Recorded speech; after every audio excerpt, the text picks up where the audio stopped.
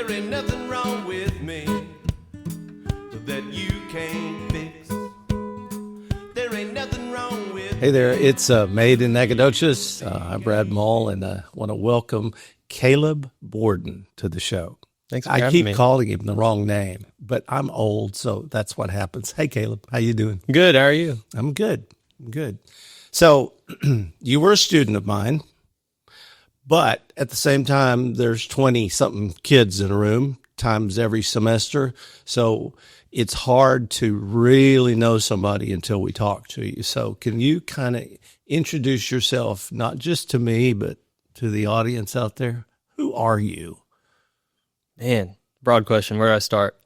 I grew up in a town just south of Dallas, a little 3A school, and 2,000 people in my town. So a lot of the town was my family.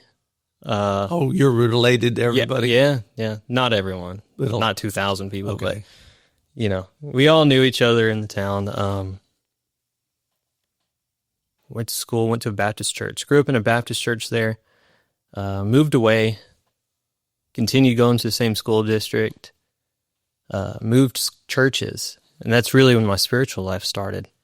When I moved to a non-denominational Bible church next town over. And then graduated high school. It was time to go off to college or make some big life decision. So I went to SFA for forestry at first. Okay. Then about a year in, I decided to change my mind and go with filmmaking. And That's a big change. yeah, that is a big change. But I did it. I had the wonderful Brad Maule as my professor. Okay. And do you know him? And he was great professor. Loved the class. I loved the whole film program. And it was a very enlightening experience in a lot of different aspects. It seemed like you already knew a whole bunch about film. Is that true? I knew about cameras Okay. because about 2-3 years before I started the film program, I bought and picked up my first camera, and I started learning photography and whatnot. Why? It was just a passion I had. Okay. So, So were you in high school when you did this? junior year of high school, I think. Okay. Did you make movies back then, little movies or something? No, just took photos. Oh, okay. You just like Photoshop, that kind of thing. No Photoshop. I always say Photoshop is for cheaters. Oh, explain And that, a please. real photographer doesn't need to move things around, blah, blah, blah. All they need to do is edit the light in the photo. So that's where Lightroom comes in. But, there's different levels of that. People would say a real photographer uses film, which I might even agree with that more. Have you ever used a film camera like, 35 millimeter or whatever? I have a film camera, Oh. and I have the exposure meter and everything, but I've just never played around with it. Yeah.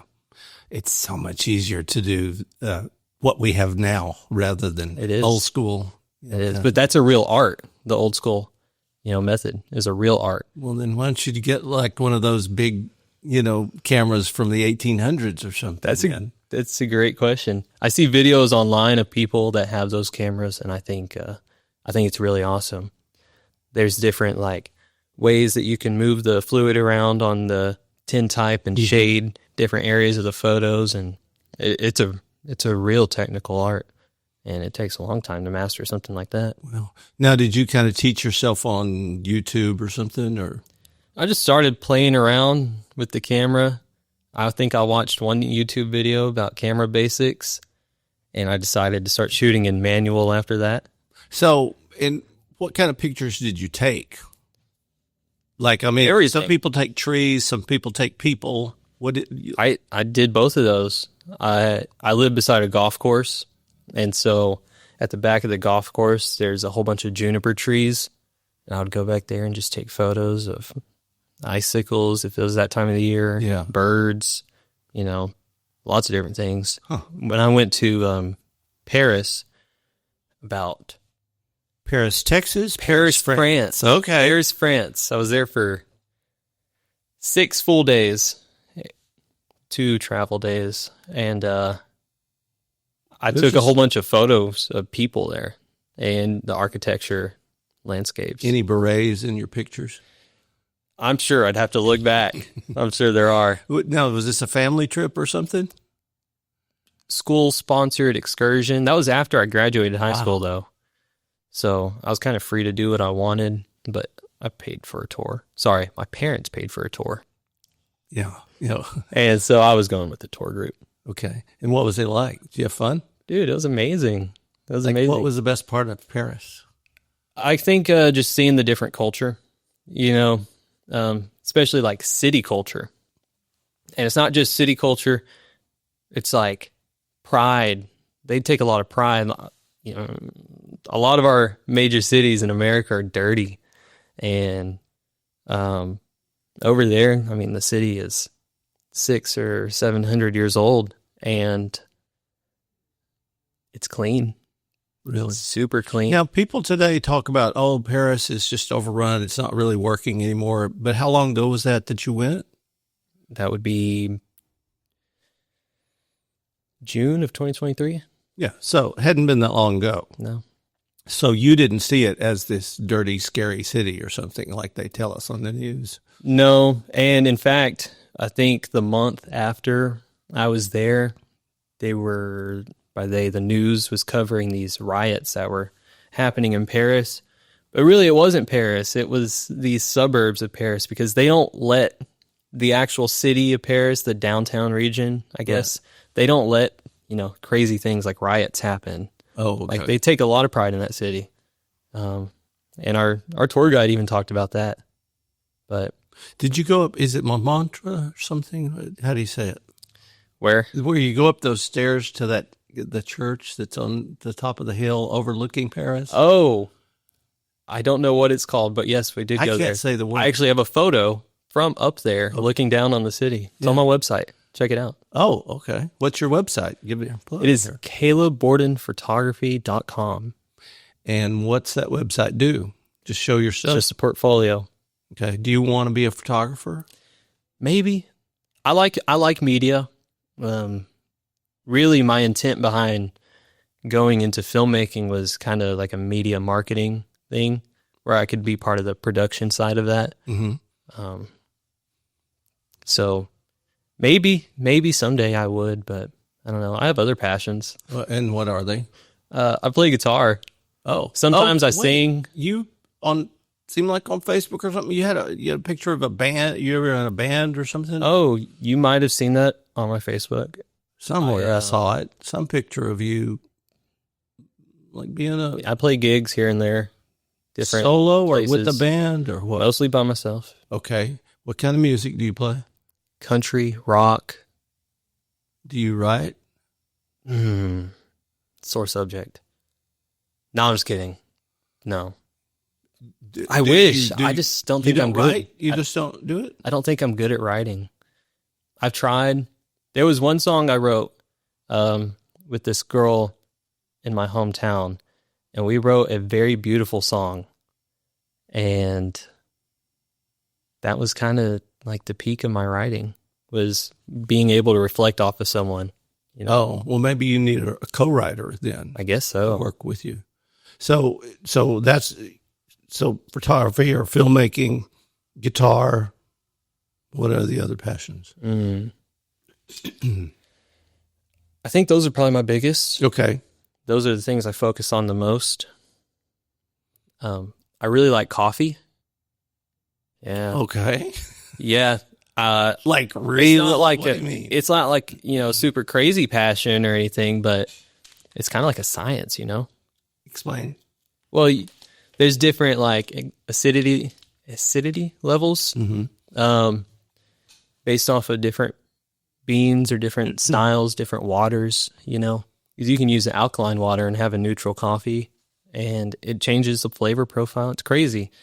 Not to sound like too much of a hippie or anything, but I really do like coffee, and there's a lot of different ways to drink it. What's the best coffee for somebody that doesn't know coffee very well? Well, if they don't know coffee very well, then any coffee's good. I mean, I wouldn't say like Folgers tin can that your grandma had right beside the kitchen sink. Well, but if you walked in a coffee place, what coffee would you like? Is there a brand? No, because I think every coffee shop has a different supplier. I know the coffee shops here in Nacogdoches have different suppliers than the coffee shop in my hometown. So are you one of those kind of people that's a purist in terms of, I just want coffee, I don't want mocha, whipped cream, frappe, whatever?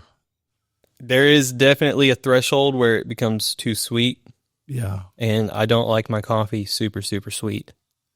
That's good news. I think more. I don't like it really bitter either, though. Yeah. But I mostly get espressos. And that's weird because people think of espressos as very bitter or heavy, and They are. Actually, they don't taste bad to me like people said they would. They're not. I understand. You got it. So I see a Bible here. What'd you bring a Bible for? Hey, you never know if you need to reference something real quick. And if I do, it's right here available to me. Okay. Never brought a Bible to class, I don't think. I probably... Maybe actually, it's in your backpack or something. I carried a Bible in my backpack, one of those pocket Bibles. Okay. Every day to class. And when you say you might need a reference, are you talking about information or spiritual guidance or something? Wherever Spirit of the Lord takes me, I guess. Okay. How old were you when you got into this religious, spiritual thing? Did your parents bring you up in it from the time you were born? Yes and no. I was raised in the church, like I mentioned earlier, but spirituality wasn't something that was pressured or forced upon me, It was more of just an offering. And when you say you were raised in church, does that mean you went every Sunday, and did you go Wednesday nights and stuff like that? Absolutely. Okay. Yeah, youth program was great. We had basketball, kickball. We had pool. It was amazing. When you were in film class, did you ever consider making some kind of Bible-based or church-based films? Or I'm trying to think of the films you made. They were pretty raw, not dirty or anything, but I'm just talking about improv kind of films. Am I right? So, me personally, I never directed a film while I was in the program. Yeah. I mostly assisted on others. I gave people, creative input. Sometimes it was used, sometimes it wasn't. I did a lot of just pre-production with my classmates. Yeah. There was one time I tried to do the sound for one of our short films. I don't think it was in your class. It actually might have been. I don't remember. Either way. Did you fail? I lost my 2 terabyte hard drive that the movie was on the night before the premiere. And so the next day was very hectic. Did you salvage it? Did you find it? No. We were able to make do to an extent. That must have been in my class because you guys were pretty improbable. It was a big problem, whenever I lost that. I still haven't found it. Do you know where you lost it or how you lost it? No. So out there in Nacogdoches, there is a movie floating around that you guys made. There's a Premiere Pro project file entitled Colors of the Wind. Oh, okay. I think that was your class. Yeah, it was. That's the thing about, because I taught a beginning class for anybody that doesn't know. And I'm not a hard teacher. I'm just about like, this is fun. Let's do it. Let's have a good time.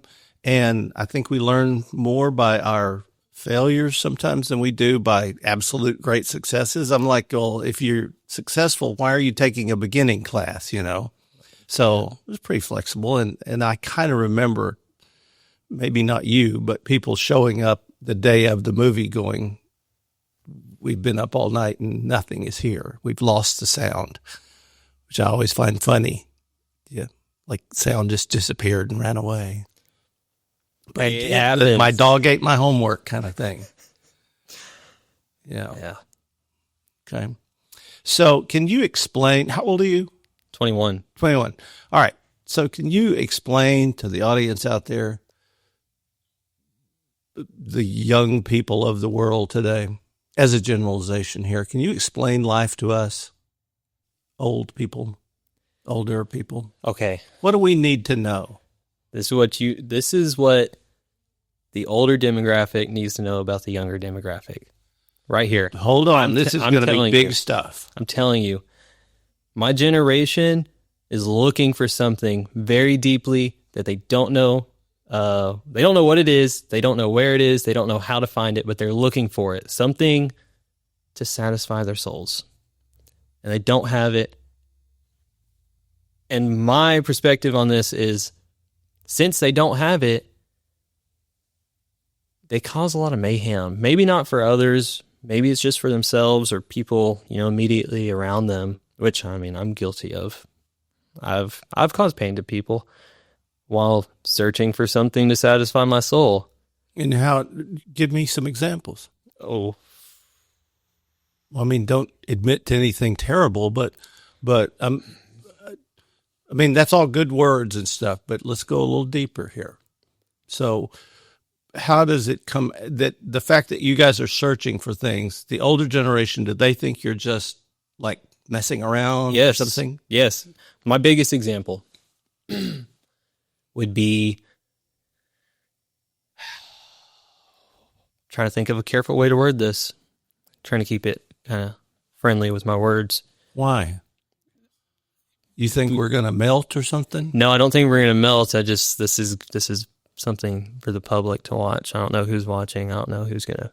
Well, everybody in Nacogdoches is watching right now. Some in Los Angeles, I imagine.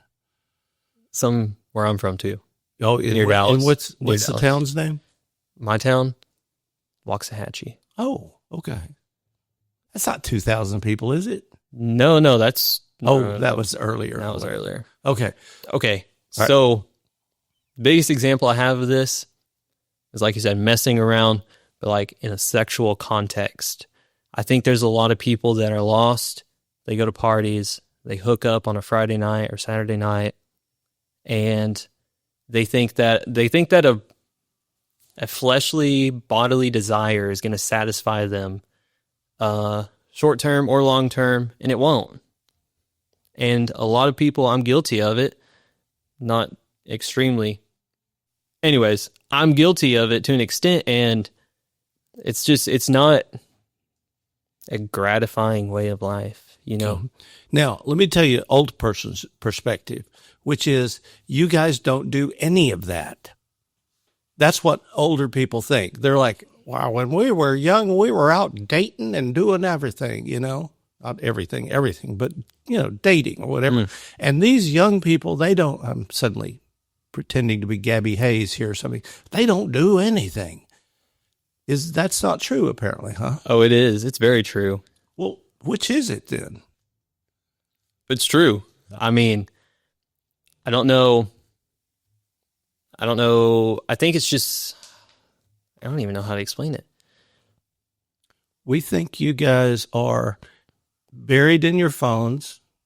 Actually, old people are too, but buried in your phones, always thinking they can multitask, like, oh, I can text and I can drive. Well, that's not true.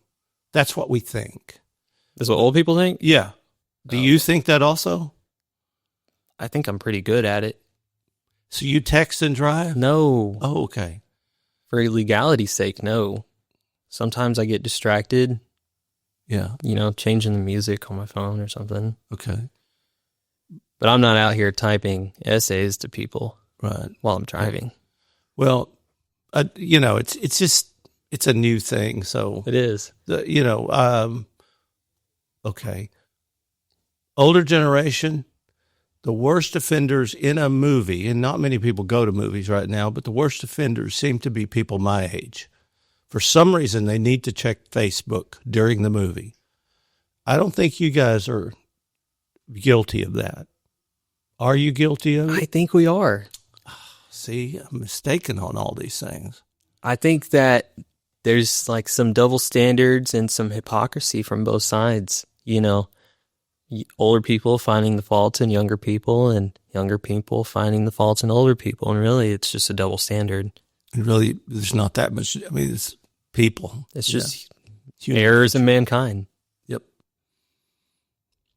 So tell me about your faith. That's a great question. Earlier when I mentioned we moved cities the second time and we moved churches, that's whenever my faith actually started becoming a little more deeper. Why? I don't know.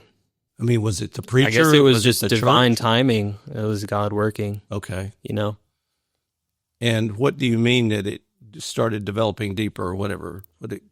What happened? Well, instead of, understanding Sunday school lessons, I'm now feeling something not of myself, something external working on my internals and my spirituality being deepened. But if you want to talk about my faith, I just want to disclaim I'm not perfect by any means. And I will 100% own up to my faults if someone confronts me about it, or try to at least. Pride is kind of hard to get over. Isn't that really what a person of faith does is that they become aware of their humanity and stuff? They should. Another aspect of that is there's a lot of like false teachings going around. I think more than ever, I'm not 100% sure. But if it's not more than ever, it's more extreme than ever. And I think part of deepening your faith is calling that kind of thing out. Not just letting people believe what they want to believe or letting people twist God's words into whatever they want it to mean. But acting out of love, not hatred, acting out of love to confront someone and explain to them maybe something they missed. There's a verse in Acts, maybe? If not Acts, then Matthew. And it talks about, if your brother does you wrong, then confront him. If he doesn't believe he did something wrong, then bring 2 or 3 others. Confront him again. If he still doesn't believe that he's wrong, then bring the case in front of the church. Elders, maybe not the whole congregation, And if he still thinks he's wrong, then it's God's turn. And I think a lot of Christians have this problem with they want things done right, but they don't want to go about it in a biblical way. So like in the context of confronting someone because they're spreading false teaching, they rather just yell at you and tell you why you're wrong for teaching what you're teaching. They don't want to bring it to you in a respectful case or bring others to confront you, Now, do you do this? Like, do you talk to people about this kind of stuff, or do you have to? I haven't had to confront someone. Well, I've talked to people. I've respectfully or tried to respectfully present my case to them. And a lot of times, if you really want someone to listen to what you have to say, you have to listen to more of what they have to say. And you got to humble yourself and really try to understand their mindset behind why they believe what they're believing. So I have done that recently, where I reached out to someone because I didn't believe what they were spreading was biblical. And I told them that, the Bible explicitly says, this is right, this is wrong. And he says, yeah, but the Bible doesn't say that. That's just a misinterpretation. And I'm saying, well, what about these different examples that it gives all throughout the Bible?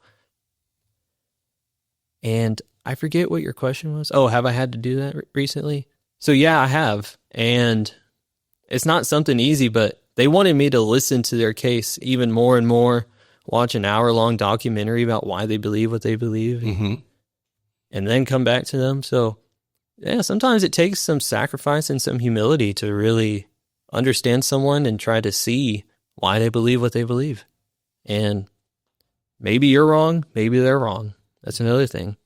It's very interesting, though, because I think we put younger people in such little categories, and you're breaking most of those molds today. And I didn't know I mean, I guess, would you call yourself conservative?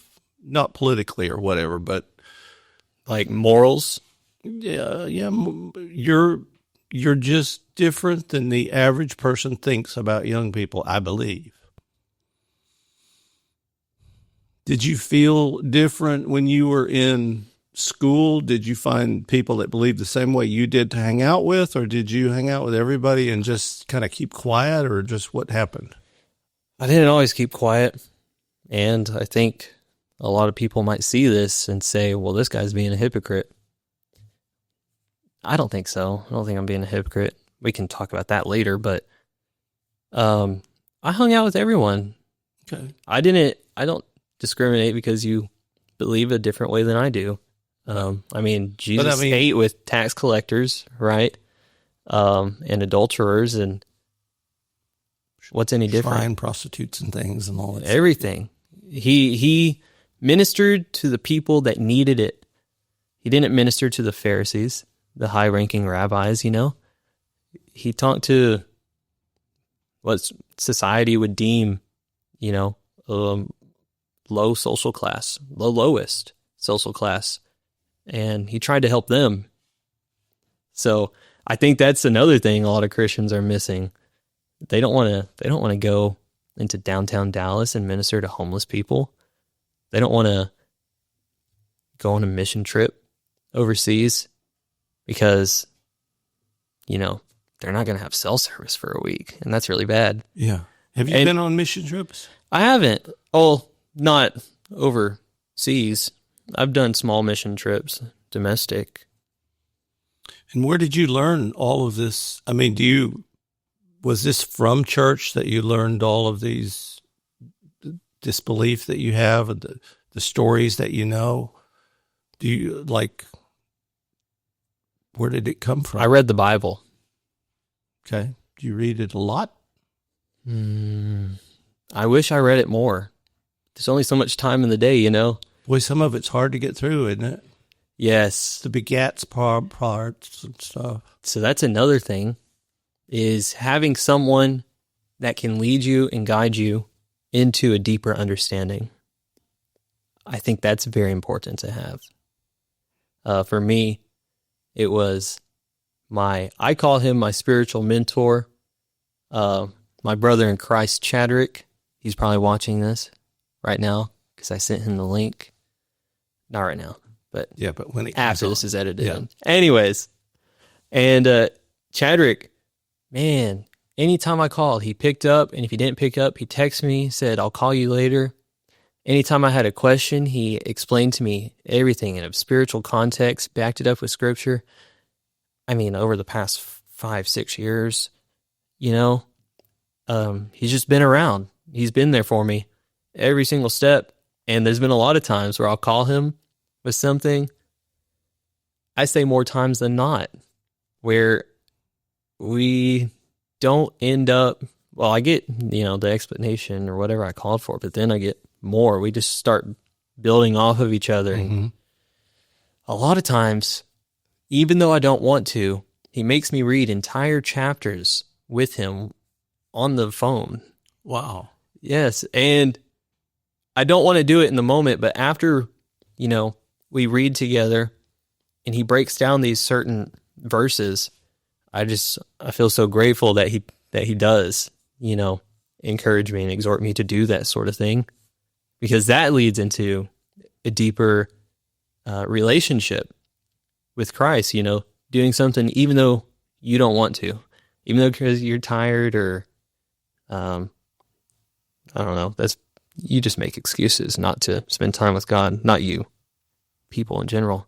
And I think having someone that tells you, no, let's just do this right now.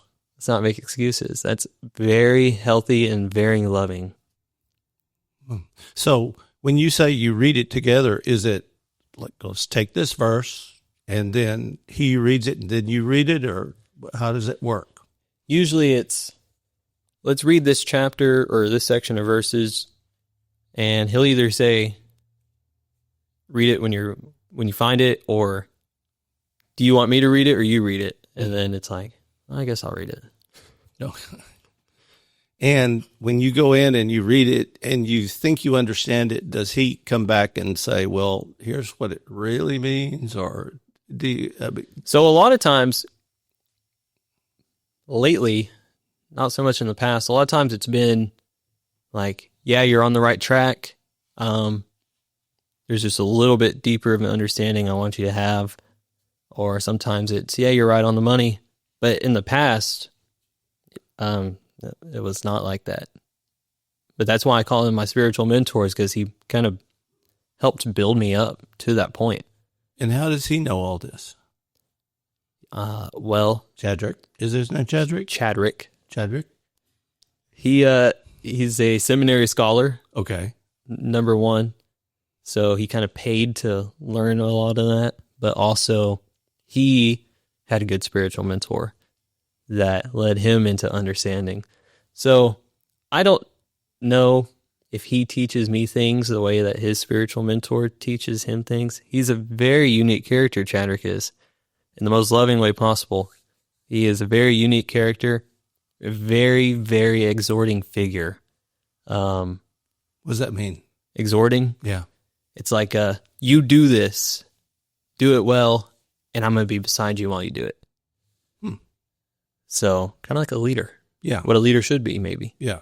Is he still in school or not? Or No. whatever? Okay. No. He has started his own little life coach business, Christian life coaching, and different Bible courses.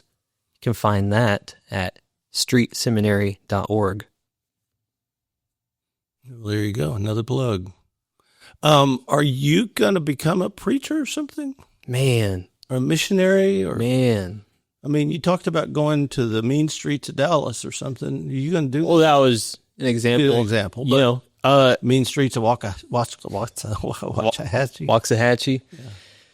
Well, there's no mean streets in Waxahachie. I know. It's a really good town. For now, it's growing fast. So we'll see where that goes. But, man, if God called me and he said, Caleb, I want you to go minister to homeless people on this city block, I would look it up on my phone.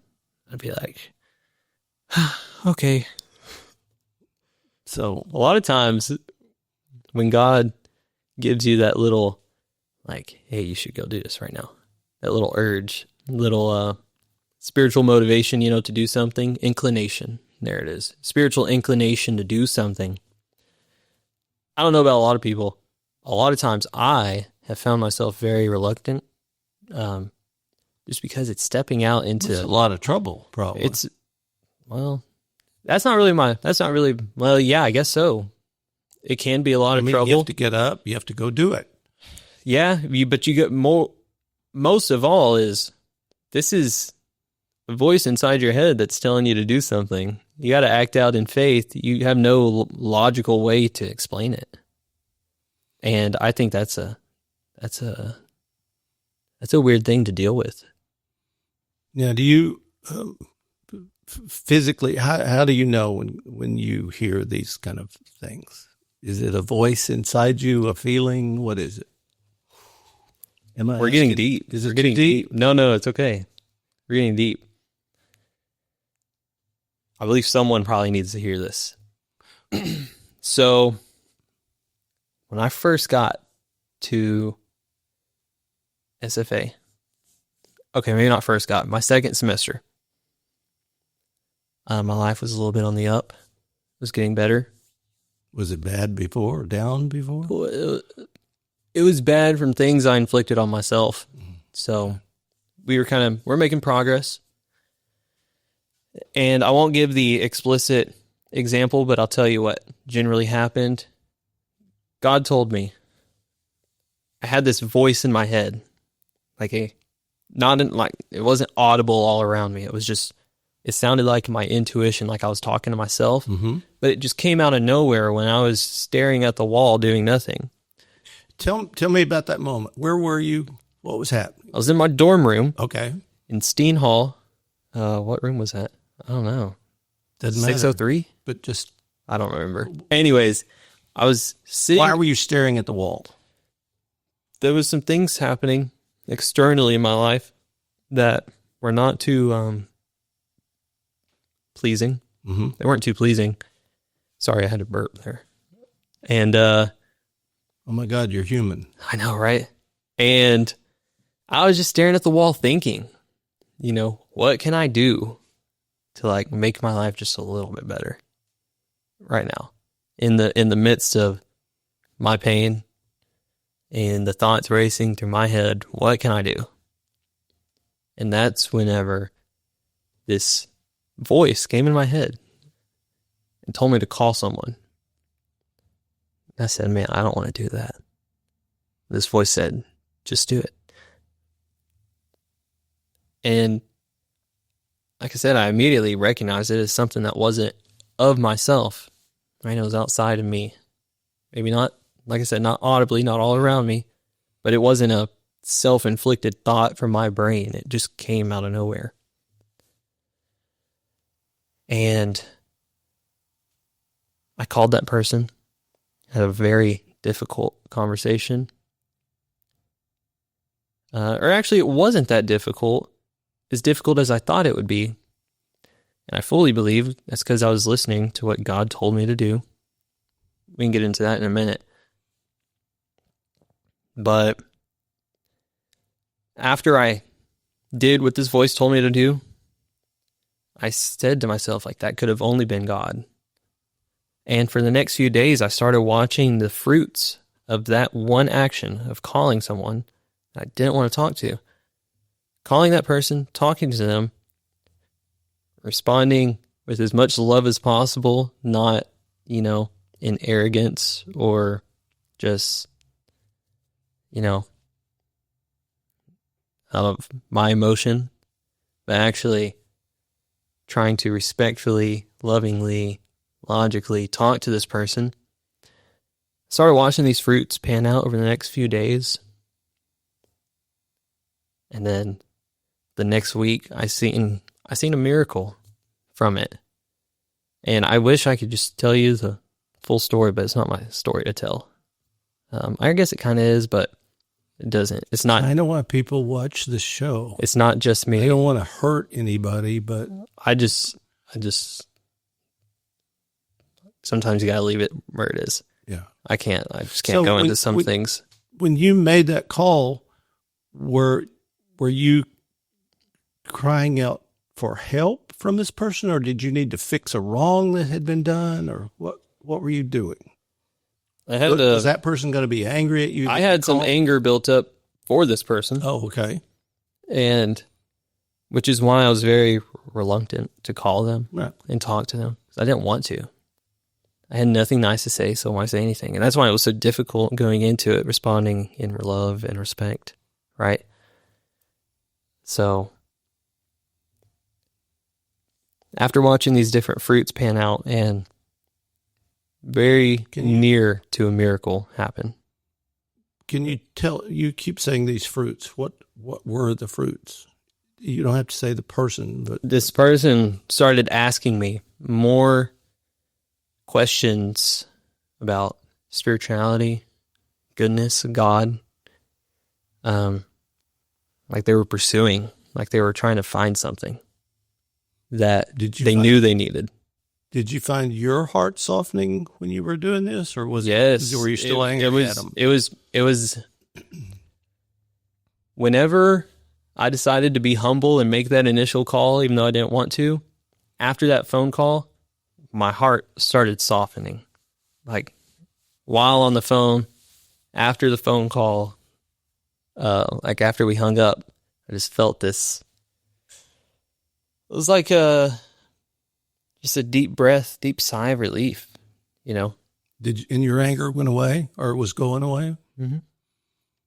I wouldn't say it was completely away, but you got to realize anger is just a byproduct. It's a secondary emotion. It stems from something always. Oh, from an incident or something? I'm saying it stems from a different emotion. If you're angry, you're not actually angry. You're probably sad or confused. Hurt, maybe. I don't know. Which is probably going to be from sadness. Okay. If you're hurt, you're probably going to be sad about it. You know? Is sadness from a different emotion? Sadness is from an action. It's an effect from a cause, you know? So when you go down that rabbit hole, where does it stop? Or does it, what are the headwaters of this kind of thing? You ever seen like a animated depiction of the neuron pathways in your brain and how they're all connected, interconnected? That's how every single person functions within the world. Everything stems from something, from someone to someone else, causing someone else to do something, which causes another person to... Reaction causes a reaction. Exactly. And it just keeps going. It's a chain of events. And how do you break that? Or you don't? You don't. But you can influence it. So you're never going to... I mean, unless you just go off the grid and you never talk to anyone ever again, then maybe you can break the chain of events at you. Like maybe a person that goes to a monastery or becomes, prays all the time or something. Maybe. I don't know. I mean, the way I look at it is the only way that you can make a change in that sense is if you do something good. And so, like, for me, instead of carrying the chain of anger onto the next person and hurting someone else, I had to humble myself in the moment, find peace in God, joy in God, and humility, ultimately.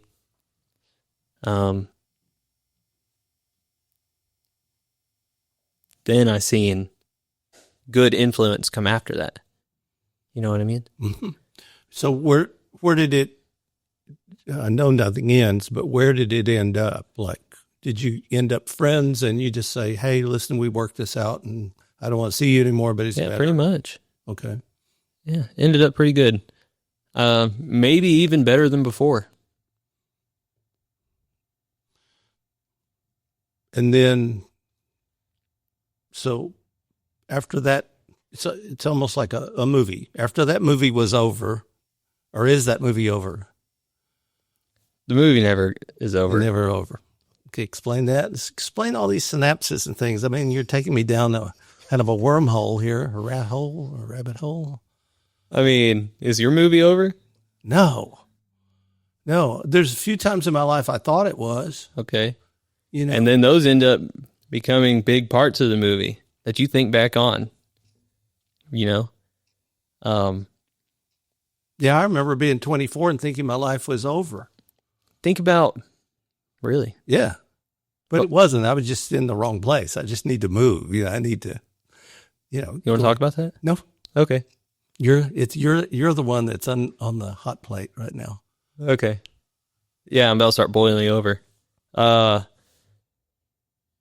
what was the question again? I don't know. All right. We're talking about chain of events.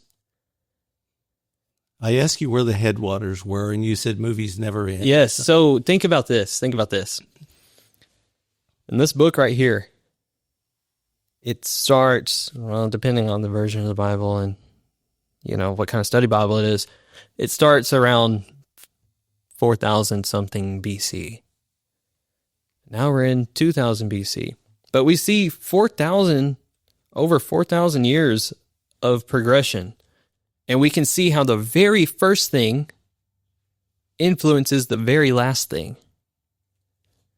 And it's nowhere near the same physical bodies in the beginning as it is in the end. You know what I mean? Mm-hmm. And so even though your life may end, someone else's is still going, and you influence them to do something. I guess I think of it as genetics. It's like the chain never ends. Do you think the Bible is completely written, or is it still being written? The Bible, it's definitely completely written. Okay. Yes.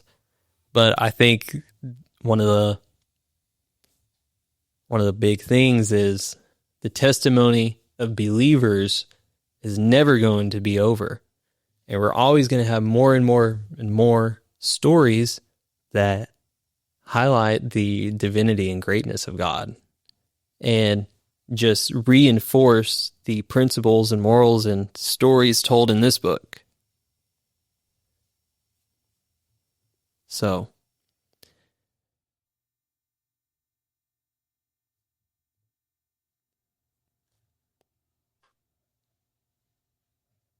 story's never over. Tell me more.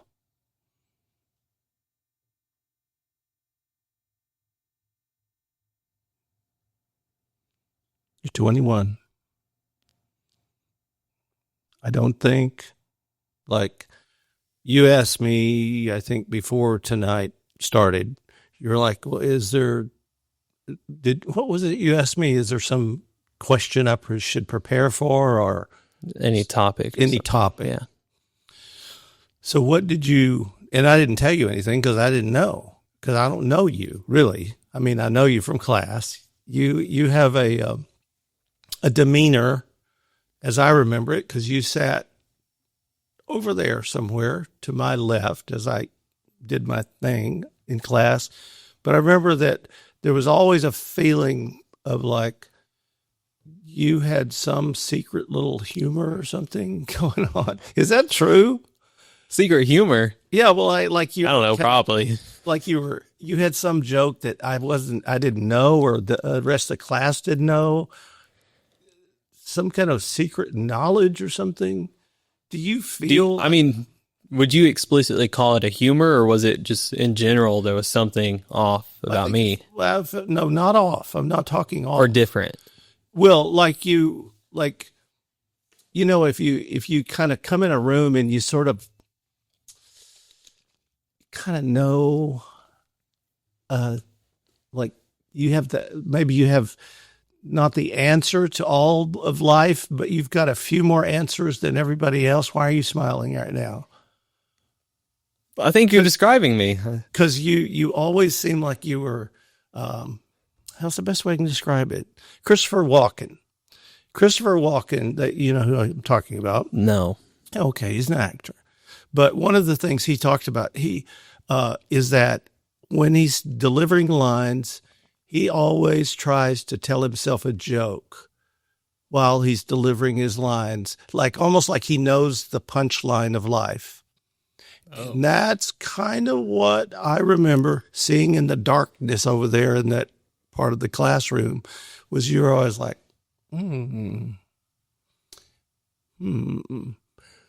Is that something that your friends have told you about before? Maybe not my friends, but definitely people older than me. Oh, really? A lot of people older than me have said things like that. What do they mean when they say it? What does it do to you? Because you had this big smile, like I had found your secret soul or something. Well, I just think it's funny that everyone says that about me. Oh, they do. So I'm not alone in this. Yeah, you're definitely not alone. And I mean, to be honest, I don't know what's different about me. I don't even want to begin to speculate, what kind of influenced my character development. But aren't we all different pretty much? So yeah, we are. And I'm just different, I guess, to the point of, I feel like I have answers that people look for. Some answers, not all. I don't have everything figured out. Okay. I'll be honest with you. I mean, you might have been thinking, oh, this guy has it all figured out. I don't. No, I didn't think that. Are I you just sure? thought you had it all figured out. No, I don't. Okay. No, and I'm asking questions every day. Do you ask questions every day? Yep. I think I just asked some more hard-hitting questions growing up to different people. Why is that? Nothing ever really seemed complete. To you? It's like here's like a silly example, I guess. When you're a kid and your mother tells you, don't touch a stove. You're like, why don't you touch a stove? Because it's hot. And a lot of kids will be like, oh, okay, it'll burn me if it's hot. Well, I'm asking, why is it hot? Oh, not like, Well, I have to touch it or something. You're just asking why. Sometimes I had to touch it to figure it out. Okay. But sometimes I had to ask, well, why is it hot? Well, it's hot because it's either electricity being conducted through coils, or it's an open flame, and that causes heat. And then did you say, why is it an open flame? Were you one of those? Sometimes, and I'm not going to say like I just kept asking why as a kid, but I guess my recent character development, like late teens, and now I'm in my early 20s. There was just some questions, major pressing life, spirituality questions that I didn't just want to understand surface level. I really wanted to know deeper and deeper. And I still do it. I still ask questions. The other day I was on Zoom with Chadrick, and we were studying Genesis 1 through 4. And we broke it down verse by verse. We were reading in between the lines. It was great. Next day we did, or day after next, we did chapters 5 through 8.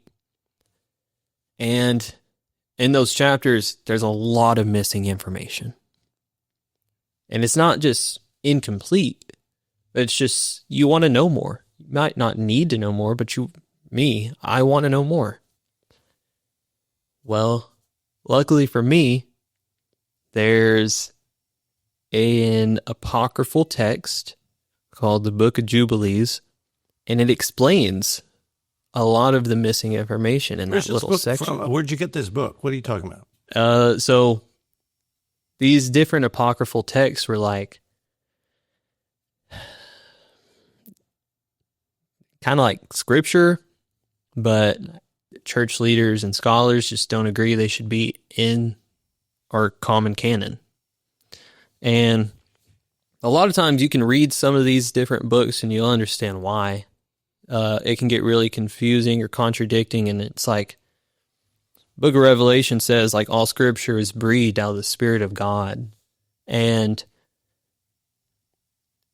you can tell like some of these were just people writing. Some of these are just information you don't need. But others, they actually provide some sort of deeper knowledge or wisdom. And, I would never tell someone, you need to read this, because I don't think anyone needs to read it. I think the Bible is all you need. And I full-heartedly believe it. But there's some people, myself included, that ask those harder hitting questions. Like, why is it hot? Or am I going to burn What my hand? makes it hot? You know? And there's going to be an answer somewhere. You got to find it, though. And you got to,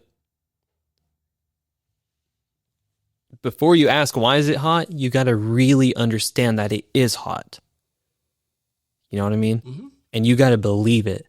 You can't just try to justify surface level knowledge with a deeper reasoning, Can you tell me what was missing when you went into the second parts of Genesis?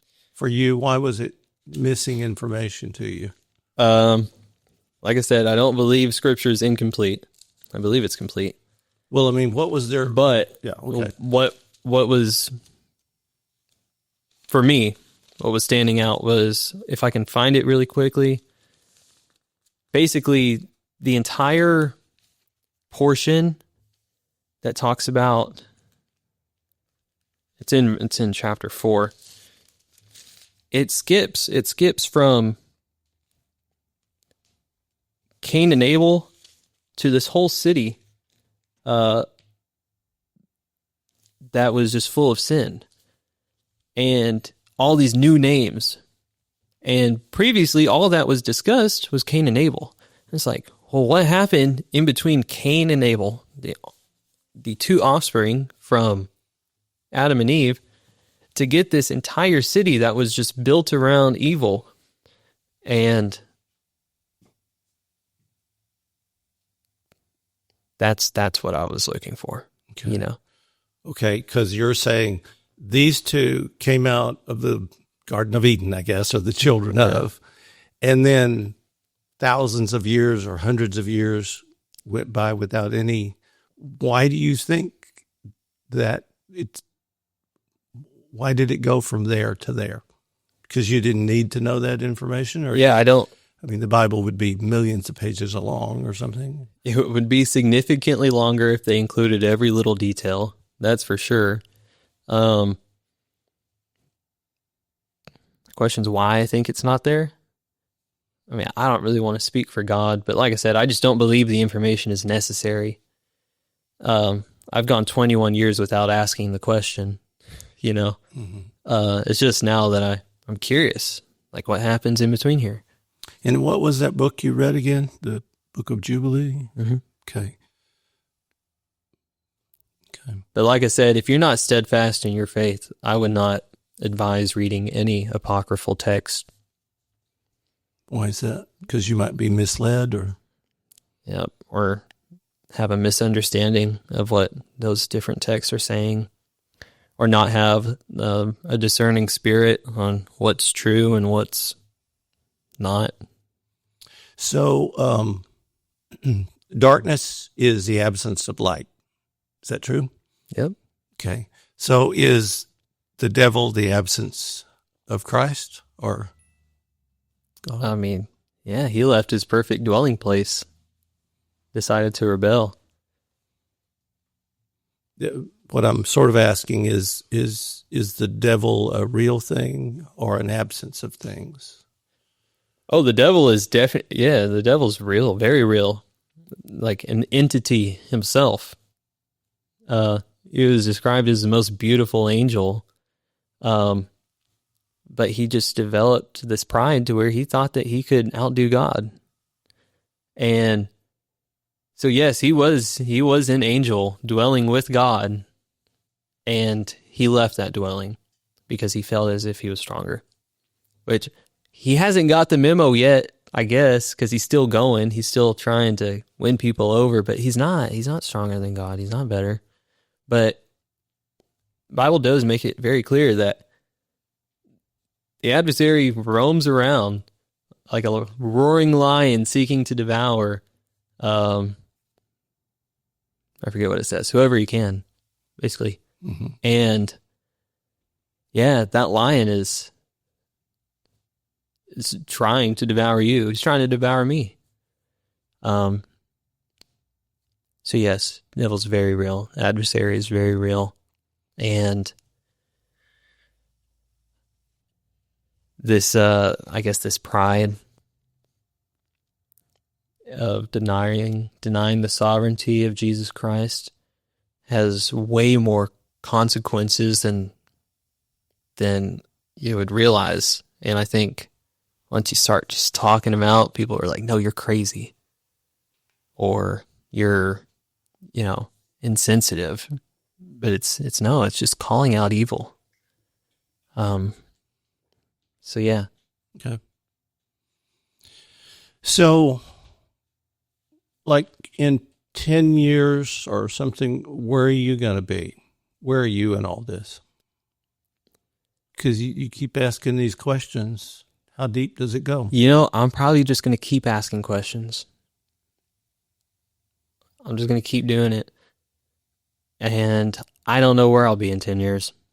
Where would you like to be? Do you know? I mean, and this is just on a very surface level. Like, Yes, you want to be a yes, yes. photographer or a musician.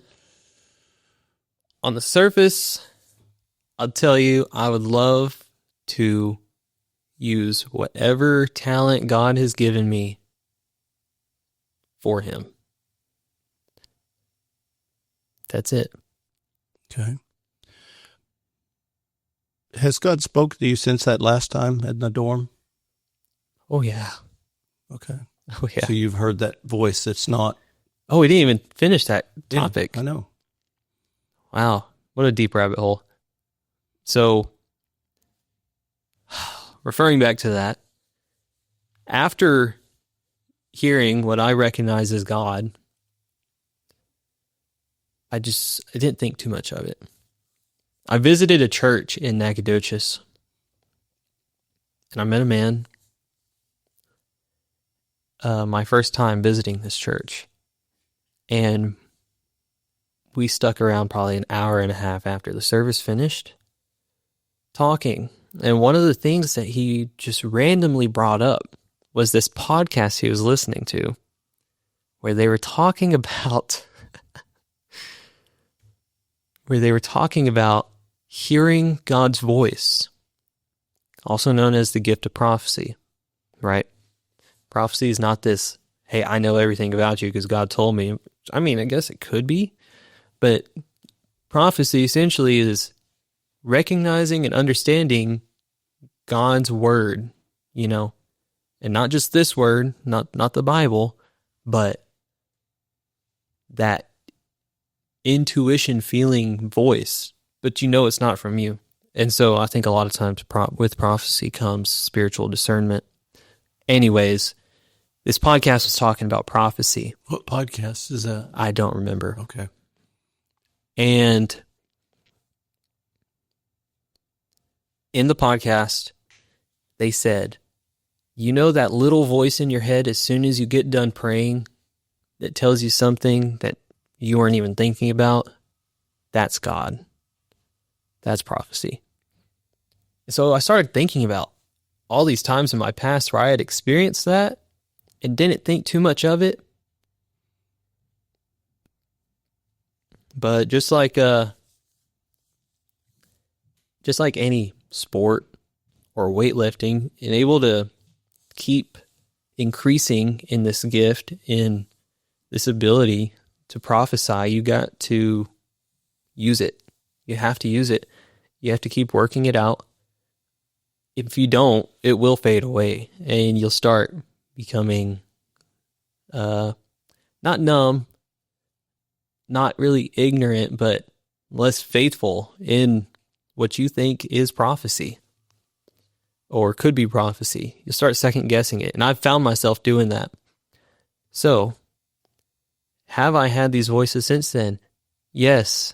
The other night, about 2 weeks ago, amongst many other times in the past few months, but explicitly 2 weeks ago, I was laying in bed and I was praying.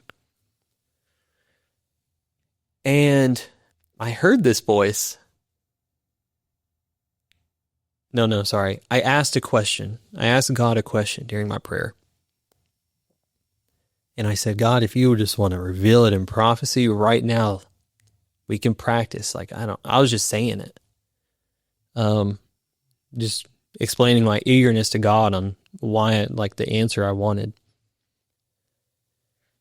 And this voice came into my head, and it told me something that I would never have thought about on my own, or came to a conclusion on my own, especially not that fast and not with my voice in my head. This was 100% external, and it's not crazy. It was more real than anything I've experienced. Okay, maybe not anything, but it was definitely a real experience. It wasn't like my mind manufacturing something or placebo taking effect. It was an actual, not revelation. Revelation's a really big term, but something in that, sense, where I started understanding something 10 seconds ago I had no clue about. So, yes, that voice in your head, it might be prophecy. And it might just be you. And that's why I was talking about discernment earlier as well, is you have to have spiritual discernment. If you don't, well, this is how I like to explain it sometimes. As humans, mankind, we have these fleshly desires which are inherently evil, pride, lust, sloth, 7 deadly sins, things like that. These are just natural things that a human may face. Then you have to learn to set it aside. So whenever a voice comes in your head and it's telling you to do something, and you got to think about it for a second, like, was that God? Chances are it probably wasn't. And you probably needed to dissect what was just said in your head. And if it aligns with anything not like anti-biblical, then it was probably you. It probably wasn't God. But also another part of that is like I think that might be more logical discernment, more spiritual discernment, which is a gift in itself, a spiritual gift in itself, talked about in Scripture. I don't really know how to explain that. I could probably talk in circles and not give you a true explanation of spiritual discernment, but really what it is distinguishing between a good spirit and an evil spirit, a divine or a demonic, and that can get into some really nitty-gritty spirituality. There's a person in this room, Ben, that's filming this, that I wish he was here right now on camera because he has such a depth of knowledge that you need to talk to him sometime. I'm not going to lie. I kind of felt it. I was like, man, this guy over here, he wants to say something. And I'm not saying that as something spiritual. I'm just saying, knowing him, watching his podcast, like, he probably is just listening and wants to chime in, but he's behind the cam, so he won't. But I will talk to him later about it. I can't even see a reaction. I don't know if he's smiling. He's smiling. Or not.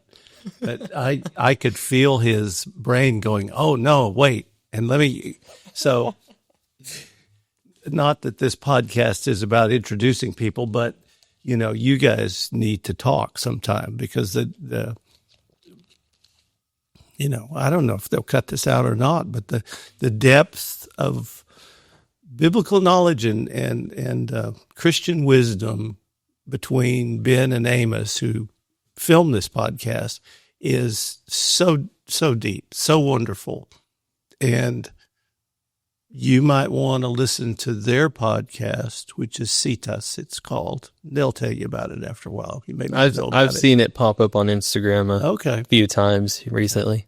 So shameless plug, but it's a good podcast. You should listen to it. Yeah. I appreciate you being here tonight. Yeah. I appreciate you sharing, because,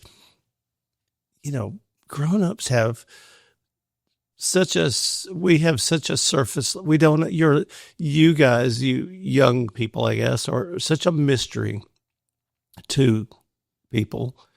And when there's a mystery, there comes fear sometimes of we don't know, so therefore fearful. And when we can get somebody to explain that to us, your version of what it is, there's a little bit of a comfort and an assurance in that you're maybe going to become great, I guess, people and citizens and human beings. And, it's kind of a surprise to see a kid bring a Bible in here.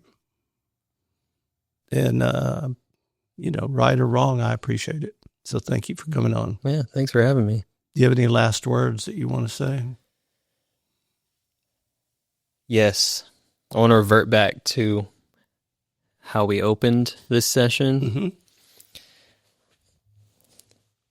The thing that this generation is looking for is Jesus Christ. And I'm not going to say God. alone. I'm going to say Jesus Christ, God, the Father, Holy Trinity, you know. My shirt right here. This is from a conference I went to in January. It's called Passion. It's gone since, I don't know, 99, 98. Huge Christian conference, but it's for 18 to 25-year-olds. What it's really called is Passion Conference 26:8, which is stems from Isaiah 26:8. It says, "O Lord, we wait for you. Your name and remembrance is the desire of our soul." And I know 100% without a doubt what my generation lacks and what they so desperately want and desire is a relationship with Jesus Christ. And so if there is someone of my generation listening right now who doesn't know Jesus Christ, you can find me, you can find anyone that does know at a church, friends, anywhere. There's believers all around. And you can ask them about Jesus Christ and who he really is and what he really stands for and what it means to be a Christian. And you will not be able to tell me that your soul will not be fulfilled. And you wrapped it up perfectly. Thank you. Appreciate it very much. You did great. Thanks for having me. Made in Nacogdoches, like and subscribe. There ain't nothing wrong with me that you can't fix. There ain't nothing wrong with me, a little TLC can't lick. I got last year's body, a couple of dents, but there ain't nothing wrong with me that you can't